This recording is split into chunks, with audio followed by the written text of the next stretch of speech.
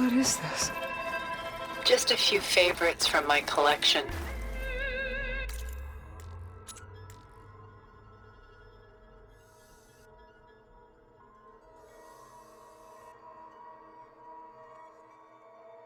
Rescued and stored here just before I went off-world. Take a look, if you like. I'm curious to hear your impressions. My friend is dead. Beta and Gaia are gone, and you want me to look at old paintings? Don't be so quick to dismiss the comfort we can find in art, or the insight we might gain. The Gust, by Willem van de Velde, the most famous of his many maritime paintings. A ship crossing into the unknown. I guess you're familiar with that. Indeed, which is why I appreciate this composition in particular. Though waves and wind threaten to destroy the ship, it perseveres, clinging to the light even as darkness closes in all around it.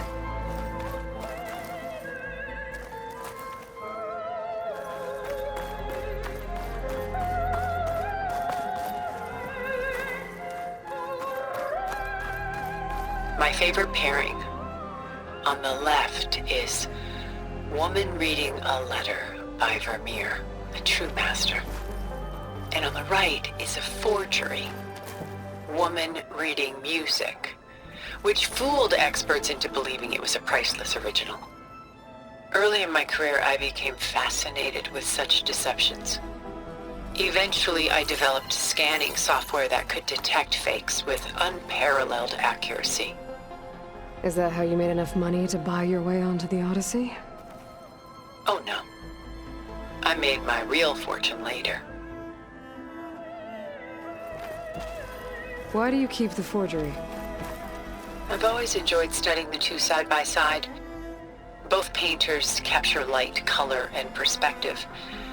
But what makes one a masterpiece and the other simply an imitation?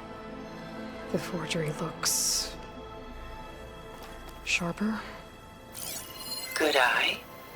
The details are crisp. The contrast bold. It tells us more, and yet we feel less.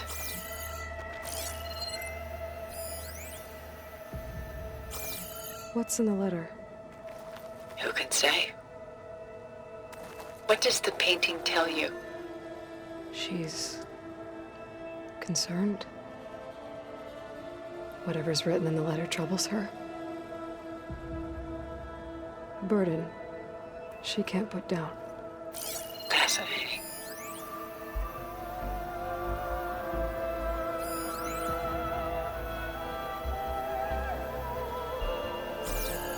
Why go through so much effort to make a fake masterpiece? The forger initially painted under his own name, but found little success. His work was considered unremarkable. But when he took on the guise of Vermeer, suddenly it was celebrated as extraordinary. But it was a lie. And he knew it. Sometimes we struggle to glean what is real and imagined, even within ourselves. The irony of these two is that Vermeer died in obscurity. He had no idea his work would become some of the most precious, most copied, most preserved pieces in all history.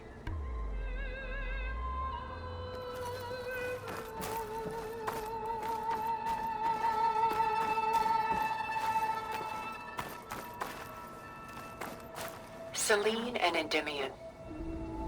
She's the goddess of the moon, whereas he's a simple shepherd. Beside her is the god of love, Cupid. So she's sneaking up on him?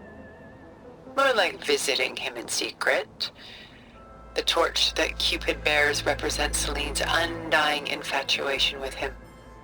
Though the two must remain apart, her love will forever burn. And why can't Selene and Endymion be together? Selene took a vow of chastity, promising to never take a lover. So when she fell in love with Endymion, she could only visit him at night while he slept. But then wouldn't she be breaking that vow? Think of it as a forbidden love.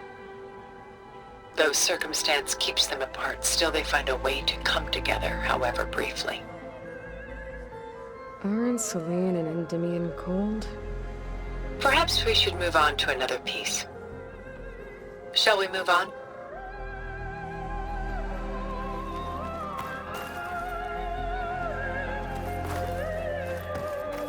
This is Rembrandt painting Jeremiah, a man in mourning.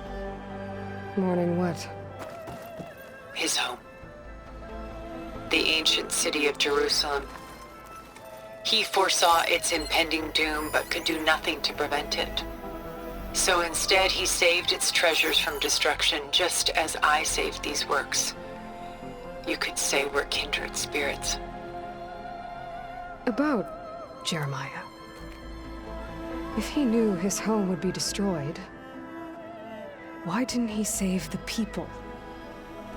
Why save those relics? He tried, but no one would listen to his warning, so he saved what he could. But how did he know? He was a prophet.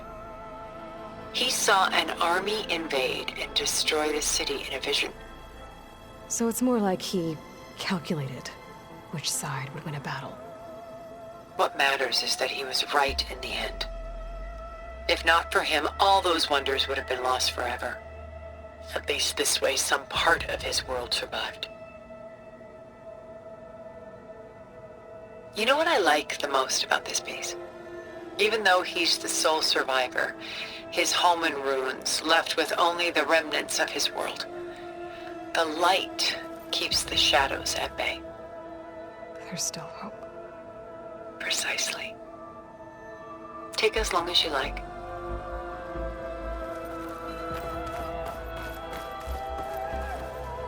A portrait of the painter, Rembrandt's son Titus, depicted in the habit of a monk. I don't get it.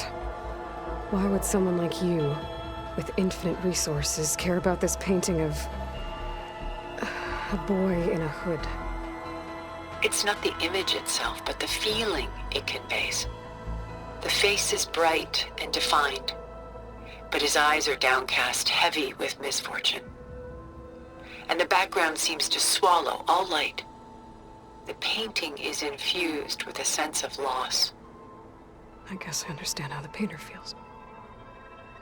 Works of art such as these can often cause us to look inwards at our own lives. I'm sorry about your friend. Had I been able to intervene, I would have. But the risk of losing you as well was too great. Everything went by in a blur. I couldn't get to him. You know, long before holograms and focus recordings, people relied on art to memorialize their loved ones.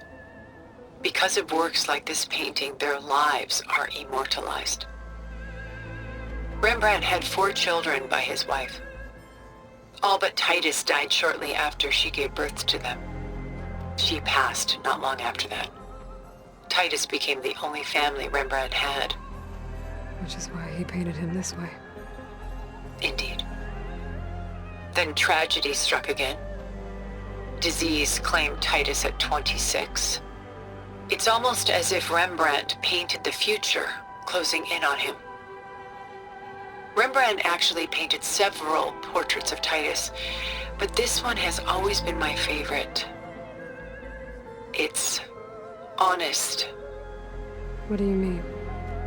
In others, Titus was portrayed in brighter, livelier states, but here, Rembrandt allows himself to express his true feelings. Sorrow, fear, hope, love, laid bare on canvas for all time. I see this one resonates deeply with you.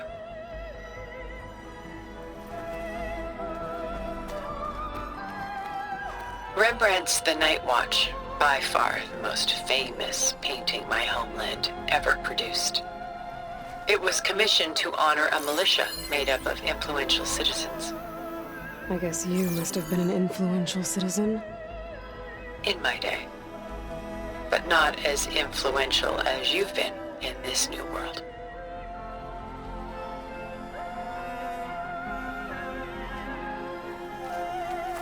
The militia. They look disorganized. Where others painted such scenes in a stiff and stationary manner, Rembrandt chose to show them in action, preparing to march. He wanted them to feel alive. You can almost hear the commotion. Who's the girl in the painting?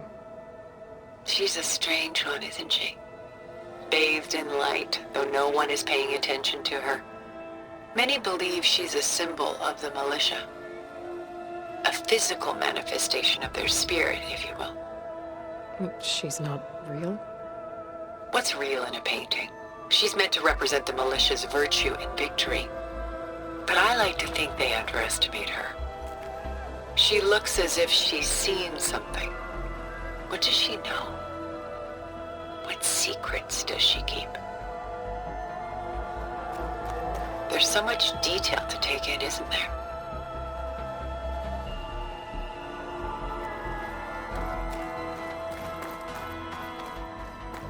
Where is the ship going?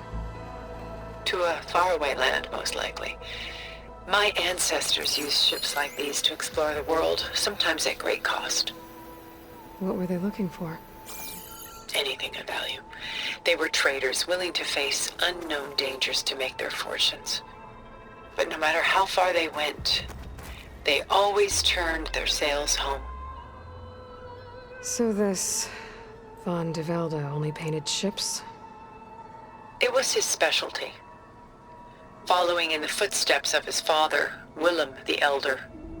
The two had quite a journey of their own, taking them all the way to the court of a foreign kingdom. Did they ever come home? No, but eventually their lives worked it. Take your time.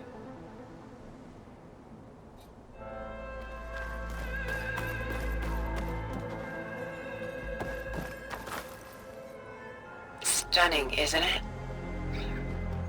Paintings weren't the only masterpieces of my people's golden age. This is Van Vianen's leaded ewer, molded from a single sheet of silver. What was it for? How like Elizabeth you are. Function over form. Its practical purpose was less important than its meaning. Van Vianen created it in honor of his late brother, who himself was a famous silversmith. A memorial. Yes. Such beauty from sorrow.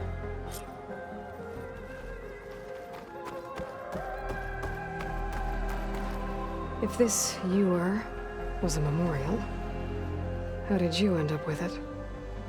As the Pharaoh's swarm closed in, my homeland's greatest museum gave it to me, along with many other works, in the hope that I could preserve them.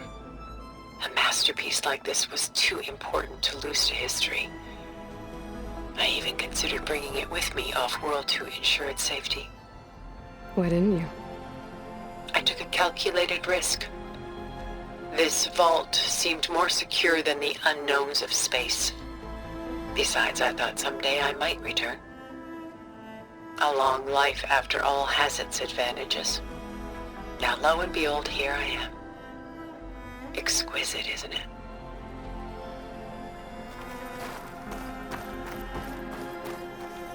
A lot of weight on his shoulders.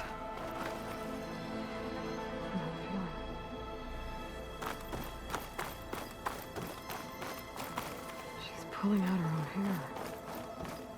Out of madness, out of grief. It's hard to watch her suffer.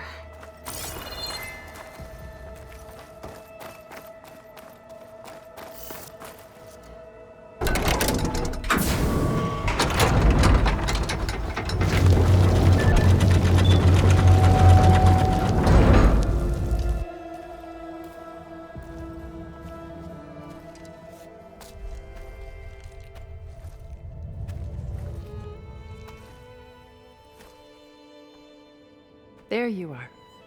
Feeling better? How did you find us? At the cauldron? And what did you do to everyone right before I passed out? All business, I see. Well, suffice it to say we were keeping a very close eye on Hephaestus, knowing we would need it at some point. Your ruse didn't fool us, and as for my little trick, it was an overload of the senses, accompanied by an energy discharge. Gerard and Eric were only momentarily disoriented due to their shields, but it rendered you unconscious while I got you out. Perhaps some breakfast might steady you a bit?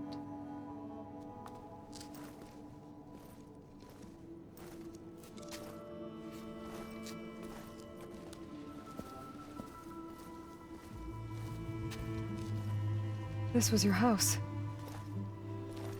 The one you recreated for Beta, in the data channel you shared. How perceptive of you. Please, this way. After everything your people have done, you think I'm just gonna sit down and have a chat with you? They're not my people. They never were, and especially not now. You shot off into space with them, and lived with them for 1,000 years before coming back. So what made you suddenly turn on them?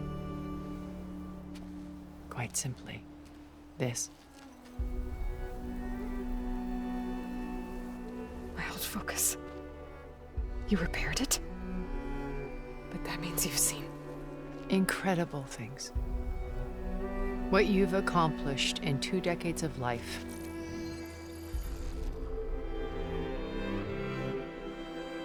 A 1,000 years at my back and I haven't even come close.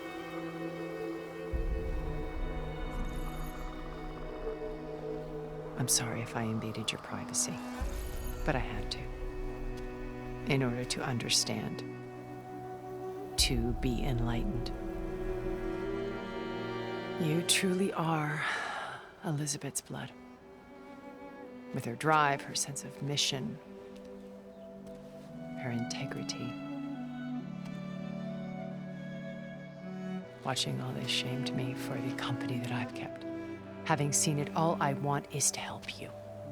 even if it means stopping your friends? Especially so. Please, sit down.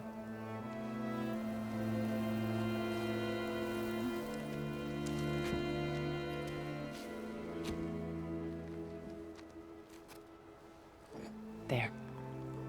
That's better. Now, we must recover Beta and Gaia at all costs. By now, you must know that Gerard intends to use Gaia to reboot the Earth's biosphere.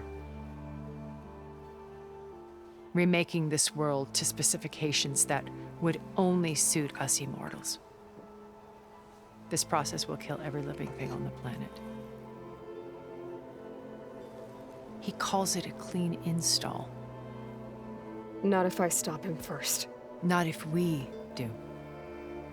And once he and the others are gone, we can work together to fulfill Elizabeth's dream. I'm sure Beta told you that there's a build of the Apollo database on board our ship. A complete collection of human knowledge. With that and Gaia, we could do everything Elizabeth wanted. Heal the biosphere, educate the people of this world, uplift them. Create the world she imagined. Let's not get ahead of ourselves. From what I've seen, your friends are invincible. I do wish you would stop calling them my friends. And they're not invincible. In fact, a friend of yours has found a way to defeat them. Silence. Oh, he's been a busy bee, building an army powerful enough to crash through Gerard's precious base. Yeah. Regala and her rebels. Even now, she's preparing a final march on the Tenakth capital. When she wins, she'll have the entire tribe under her control. Hundreds of warriors and machines to throw at the base. She's been duped. They'll all perish, of course. But it should be enough to break Gerard's defenses and allow Silence to kill him. Along with all the others. Using the new weapon he's developed. Yes, he's found a way to circumvent our shields. Truly an exceptional man. He's planned for everything. except you and me. You see, while his army is battering down Gerard's doors, you and I will sneak in through a back way, one that only I know about, while Silence and my friends are busy battling each other. We'll take back Beta and Gaia. I told you I want to help you. I mean it.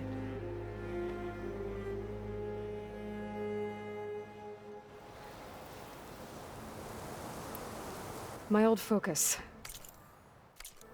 How did you find it, let alone repair it? When we encountered you at the Hades Proving Lab, Gerard saw you as a redundancy. I knew better. You were a revelation. After your dramatic escape, bravo, by the way, Gerard and Eric assumed you were dead and gave up the hunt. I wasn't so sure. When the others were busy, I returned to the lab and searched for any trace of you. That's when I found this little treasure. Not easy to repair, but certainly worth the effort. As I watched your life unfold, you were like a splash of color on a worn canvas. What Liz was, and more. Did you show it to the others? Of course not. It was your actions that inspired me to defy them. It's worth noting that if I hadn't found it and watched its contents, I wouldn't have known to save you at the cauldron. You'd be dead. So I should be grateful? If you like.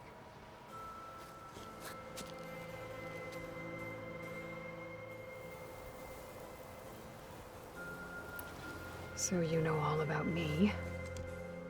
What about you? What would you like to know? Well, start with your life on Earth. When I was 8, terrorists flooded my home city. Thousands drowned, my parents included. I was one of the few who survived. My guardian sent me to boarding school. Among my peers, I was the strange girl, the orphan to be avoided. All because of circumstances beyond my control. Oh. So we're a lot alike, huh? Aren't we? You were an outcast. But you didn't let that stop you from getting what you needed. Neither did I. I climbed my way out of desolation and used my wits to build a fortune. First, from the technical analysis of art and the detection of forgeries. Profitable expertise in those days. But as it turned out, the software I developed was even more useful for counterintelligence. From there, it was only a short step to gathering extremely valuable intelligence on my own. You were a spy? More like a service one could turn to for information. I had to remain anonymous, of course, to protect my privacy. But despite that anonymity, Far Zenith inevitably sought me out. What happened when Far Zenith approached you? They painted an irresistible vision of humanity's future. One where we need not fear illness or death, where we explored the furthest reaches of the stars and thrived. It was only later that I realized that they only intended to bequeath this future to the rich and powerful. By the time I finally figured it out, the walls were closing in, Pharaoh's machines were devouring the earth. So I accepted Far Zenith's invitation to a berth on the Odyssey. I wanted Liz to come, but she had nobler plans, as you well know.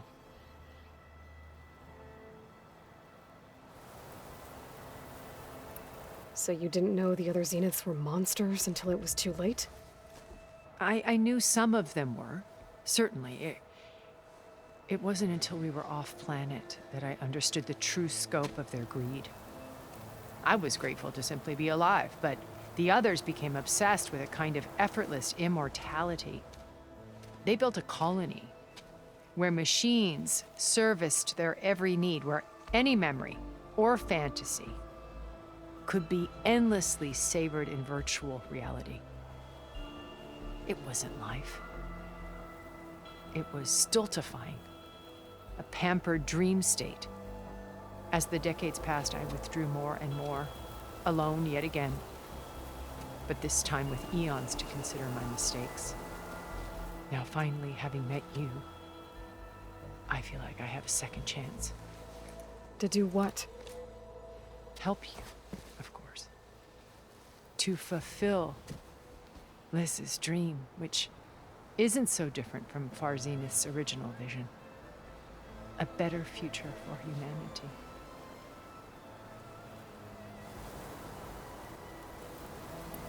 You said Beta is not in urgent danger, so what are the Zeniths doing to her? Putting her to work. Merging Hephaestus with Gaia. A difficult, time-consuming task, as I'm sure you know. They will compel her if need be, but her life is not in danger. She's the only one who can do it. Because you people made her to be nothing but a tool. Gerard's idea, not mine. They always viewed me with suspicion when I attempted any form of kindness towards her. That's why I created the data channel. A virtual place where we could speak in peace. So this channel you shared with Beta, none of the other Zeniths ever found out about it. Gerard believes he's the most cunning of all of us. Even after 1,000 years, he still can't imagine that I would outwit him. The channel allowed me to interact with Beta away from their mistrustful eyes. It offered us a chance to be ourselves. Until you cut off all contact. Yes, though it pained me. I was worried that our meetings would do her more harm than good. She felt like you tossed her aside. I was afraid the others would find out and punish her. She may not have had the comforts of friendship anymore, but at least I ensured she was safe. I know it seems harsh, but you must believe that her well-being has always been paramount to me.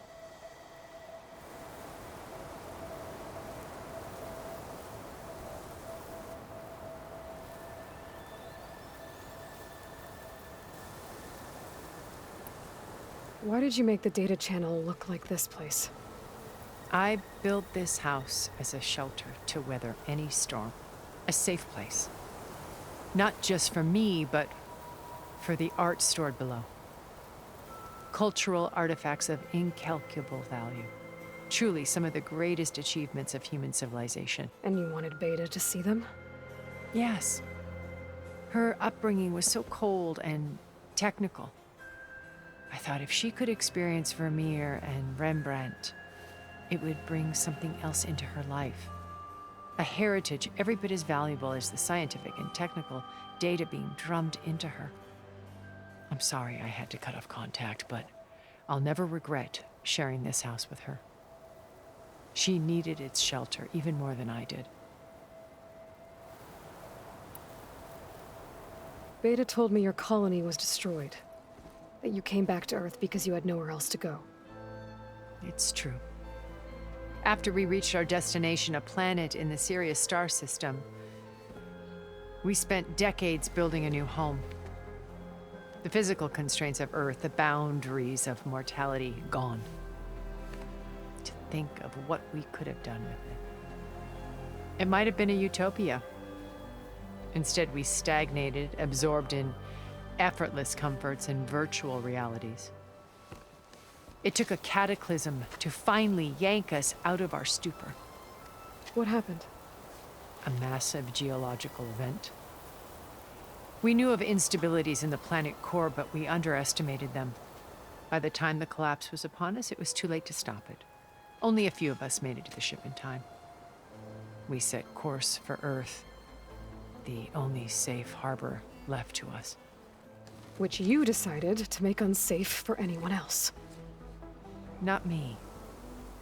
Gerard. He believes it's better to wipe the canvas clean than work around the smudges. No more primitive tribes, no more combat machines, only a blank slate to do with as he pleases. But we will stop him. All we have to do is get into that base. What exactly is your plan to sneak into the Zenith base? We will make use of a lesson I learned from an early age. always know your exits. In this case, a place where Gerard's new construction meets the ancient foundation, a passage that only I can access. When Silence flings his army at the base, we will enter through this back door, bypassing most of the fighting. The distraction will provide us with a window in which to rescue Beta and Gaia. Once we're inside the base, where will we find Beta and Gaia? Here in the command center. By then, Gaia will have been reunited with all of its subordinate functions, including Hephaestus. What about the alpha build of Apollo on your ship? A simple matter of recovery once the others have been dealt with. With that in hand, we'll have everything we need to make this world as it should be. How do you know about Silence's plan? He isn't the only one adept at spyware. You hacked his focus? No, he's too careful for that. But his subordinates? Not so much. He gave additional focuses to the tribals he branded the Sons of Prometheus. The ones working with Regala. By tapping their focuses, I learned about most of his dealings. The distribution of override technology, the arming of Tanakh rebels, and the secret pact with Regala to attack Gerard's base. But how did he come up with a weapon that can take down your shields? That's the one thing I haven't been able to figure out, but however he did it, I'm quite certain it will work. With it and the Tanakh army, victory seems to be within his grasp. Such a shame he'll be disappointed.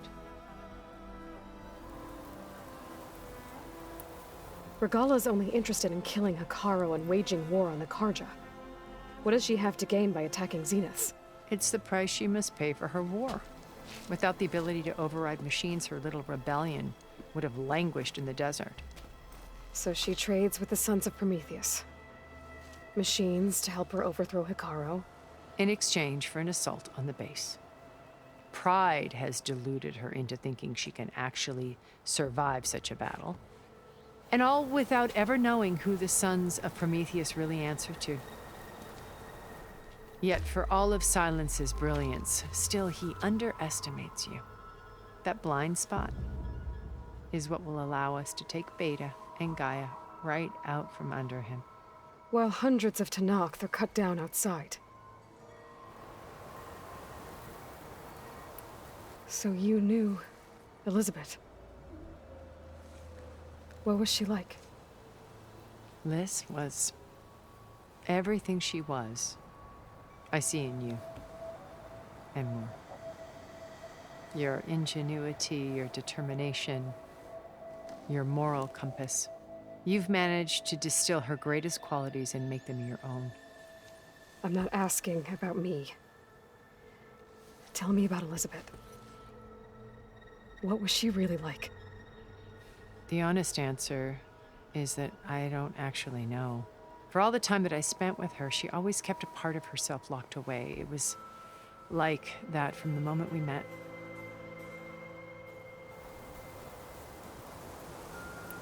So when you met Elizabeth, she was what? Distant? Aloof? Not aloof. Not exactly. It was a summit in Paris about machine learning. A touchy subject in those days. Because regulatory authorities were just starting to clamp down on AIs. Liz gave the keynote address. She had already achieved great renown for her work in automated environmental reclamation. But in her address, she was just starting to imagine the next step. An AI-driven system that wouldn't just act on its programming, but actually take responsibility for its sphere of influence. To care about life. Not just follow orders. Revolutionary stuff. I was fascinated. And I wanted to meet her for a long time. I watched her after her talk. She had spoken with such moral authority, such empathy. But after that, she retreated. I could tell she felt uncomfortable with all of her admirers. It was as if giving the talk had cost her something. I didn't want to be a pest, so I planned my approach carefully. So how did you finally approach Elizabeth after her talk? I picked the right moment. The morning of the next day, right as she came back to the conference, she had just had her coffee. She was fresh, rested. It was like she had braced herself for the onslaught of colleagues. I asked if I could walk with her, then put forth a question about her talk that I thought was intelligent. Her answer made me realize it wasn't, but she was very welcoming. Almost as if we were previously acquainted. It was only halfway through the conversation that I realized she knew exactly who I was. It was quite a shock to me. My business was trafficking in secrets, and I took great pains to protect my anonymity. So that was Liz, perpetually one step ahead. I came to view our meeting as a metaphor for our friendship. She always seemed to know me far better than I knew her. I guess I know the feeling.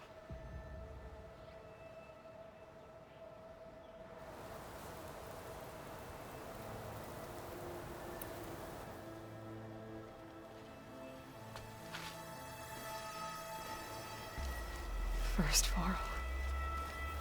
Now Hikaru and the Tenakth. Your plan would wipe out an entire tribe. There has to be another way. We are in an admittedly desperate situation, but I assure you there isn't. Remember Zero Dawn. Elizabeth's sacrifice. Sometimes many have to die for a new world to grow. If it looks impossible, look deeper. Wait. The data channel. It still exists, doesn't it? I need you to open it. Let me talk to Beta. Impossible. We might be detected. It's worth the risk. There is another way, one where the Tenakth survive. But we won't. If the others... If you want to help, open it.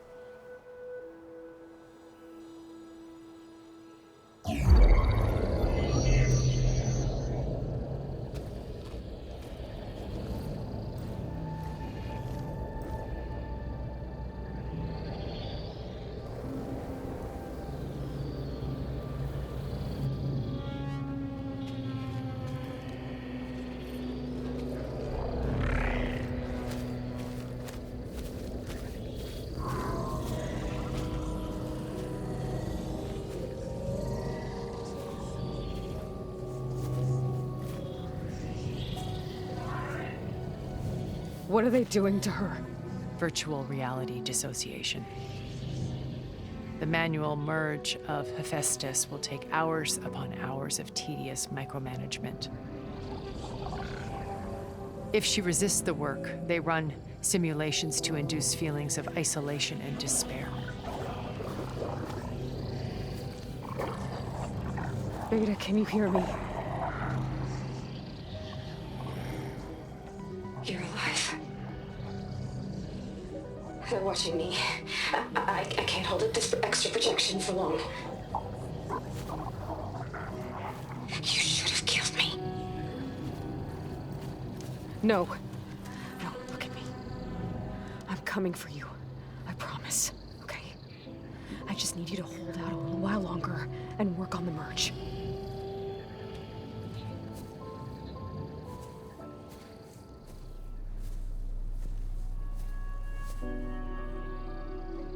Then I think it can be done. I'll contact again when it's time. Can you hold on? As long as I know you're coming for me, I can endure anything.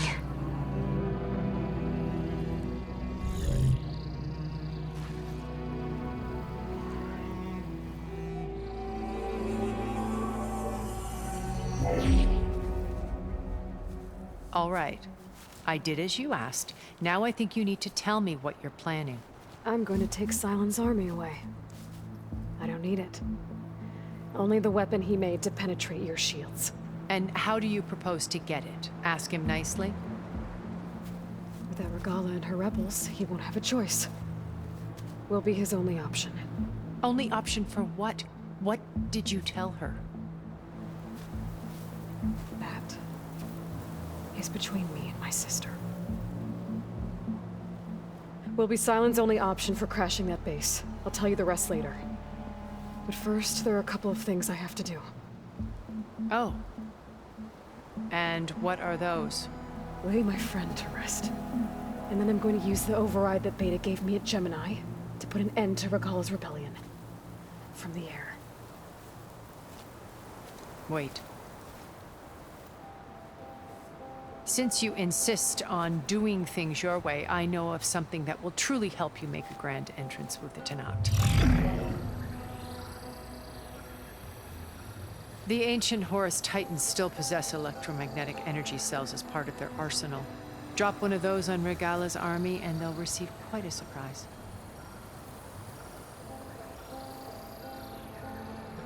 So go, do what you must. I'll come to your base if you manage to bring Sylens to the table. Not if. When.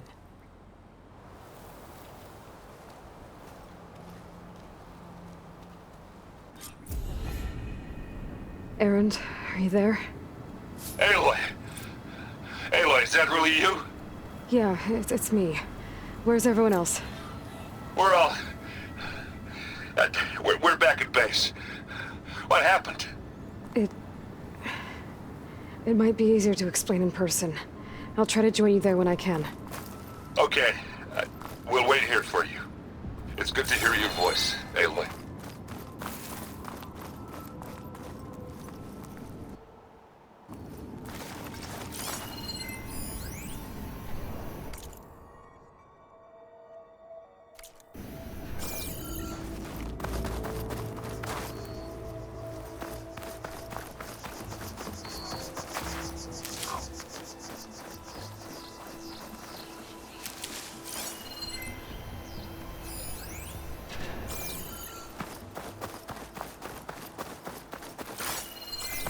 Just to let you know, I'm now patched into your focus network. Great. I take it the other Zeniths can't hear us? Of course not. And they don't know about your base either, in case you were wondering.